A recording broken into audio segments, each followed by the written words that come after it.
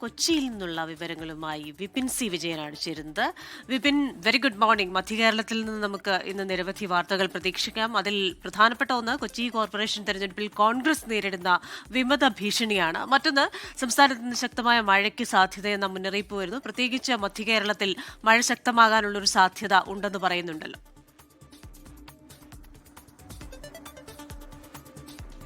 Good morning Christina. നാമനിർദ്ദേശ പത്രിക സമർപ്പിക്കാനുള്ള അവസാന ദിവസം ഇന്നാണെന്നിരിക്കെ ഈ വിമത ഭീഷണിയാണ് ഇടതു വലതു മുന്നണികളെ ഒരുപോലെ ഭയപ്പെടുത്തുന്നത്. കാരണം അവരെ എങ്ങനെയെങ്കിലും ഇതിൽ നിന്ന് പിന്തിരിപ്പിക്കാനുള്ള ശ്രമങ്ങൾ, അനുനയ ശ്രമങ്ങളൊക്കെ തകൃതിയായി തന്നെ നടക്കുകയാണ്. അപ്പോൾ ഇന്ന് രാവിലെ മുതൽ തന്നെ ഈ നാമനിർദ്ദേശ പത്രിക സമർപ്പിക്കാൻ കൂട്ടത്തോടെ ഇവർ എത്തും എന്നുള്ളത് തന്നെയാണ്.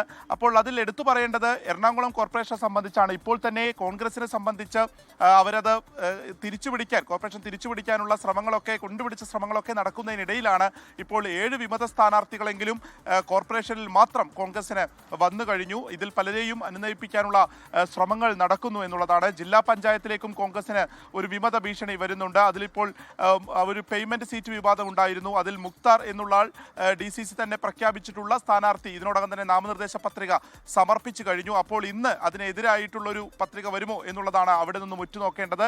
മറ്റൊന്നുള്ളത് പറവൂരിനെ സംബന്ധിച്ചാണ്. അവിടെ നിമിഷ രാജു ഇതിനോടകം നാമനിർദ്ദേശ പത്രിക സമർപ്പിച്ചു.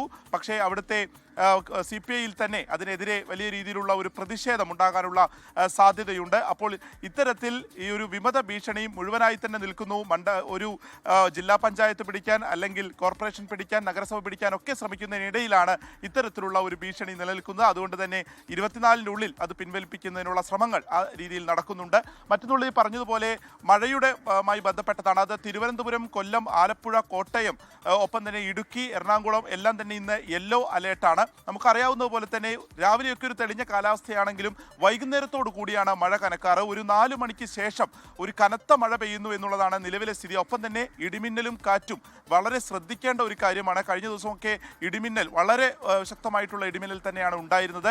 ഈ എറണാകുളത്തെ സംബന്ധിച്ച് ആ ഒരു സമയത്ത് വലിയ വെള്ളക്കെട്ടാണ് രൂപപ്പെട്ടിരുന്നത്. ഇവിടെ കലൂർ ഉൾപ്പെടെയുള്ള പ്രദേശങ്ങളിൽ വെള്ളക്കെട്ട് ഉണ്ടാവുകയും പിന്നീട് പക്ഷേ അത് ഒഴിഞ്ഞുപോയി എന്നുള്ളതാണ് ഒരു ആശ്വാസമായിട്ടുള്ള ഒരു കാര്യം. അപ്പോൾ അതിലൊരു അതീവ ശ്രദ്ധ വേണം. പ്രത്യേകിച്ച് ഈ മലയോര മേഖലയിലൊക്കെ മഴ കനക്കാനുള്ളൊരു സാധ്യത ഇന്ന് നിലനിൽക്കുന്നു എന്നുള്ളതാണ്. ഇടുക്കിയിൽ 4 ക്ലാസ്സിൽ പഠിക്കുന്ന കുട്ടി മരിച്ചത് അതിദാരുണമായൊരു സംഭവമായിരുന്നു. അതിൽ പോലീസിന്റെ നടപടി ഉൾപ്പെടെയുള്ള വാർത്തകളും ഇന്ന് മധ്യ കേരളത്തിൽ നിന്ന് പ്രതീക്ഷിക്കാം. ക്രിസ്റ്റീന. ശരി, വിപിൻ സി വിജയനാണ് മധ്യകേരളത്തിൽ നിന്നുള്ള വാർത്തകളുടെ അപ്ഡേറ്റ്സുമായി ചേർന്നത്.